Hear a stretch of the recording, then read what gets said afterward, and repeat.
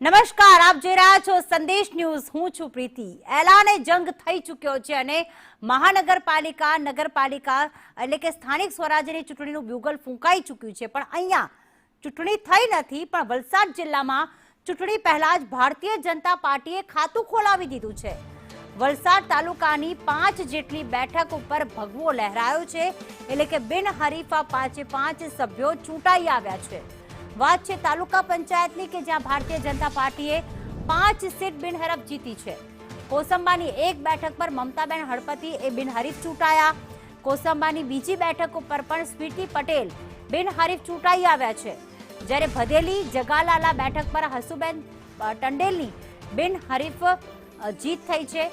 ભાગડાવાડા બેઠક પર શિવાંગી પટેલ પર બિનહરીફ ચૂંટાઈ આવ્યા છે। 5 બેઠક એવી છે। જાવેદ અમારી સાથે ફોનલાઈન પર જોડાઈ ગયા છે। જાવેદ, શું અન્ય પક્ષોના ફોર્મ રિજેક્ટ કર્યા કે પછી ઉમેદવાર કોઈએ ઉભા જ ન રાખ્યા? શું અપડેટ છે આ રિઝલ્ટને લઈને?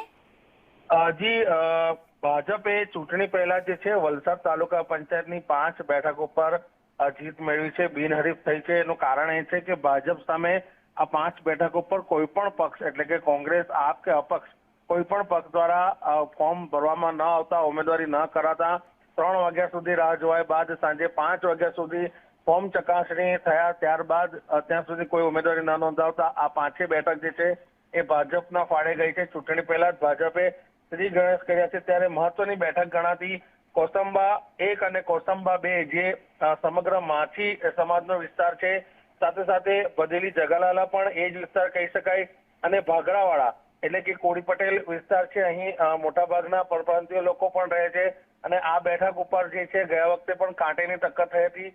કોસંબામાં પણ ગત ટર્મ પર કાંટેની ટક્કર થઈ હતી, પરંતુ આ વખતે જે છે અહીં કોઈ પણ ઉમેદવારે ફોર્મ ન ભરતા ભાગડાવાડા બેઠક પર શિવાંગી ધર્મેશ પટેલ, દાતી કકવાડી જયશ્રી ટંડેલ, હસુમતી બેન ટંડેલ ભદેલી જગાલાલા અને સ્વીટી ધર્મેશ પટેલ કોસંબા 2 અને મમતાબેન હળપતિ કોસંબા 1 આ જે 5 બેઠક છે ભાજપે જીતી લીધી છે, જેને લઈને કાર્યકર્તાઓએ ફટાકડા ફોડી મીઠાઈઓ ખવડાવી ઉજવણી કરી છે।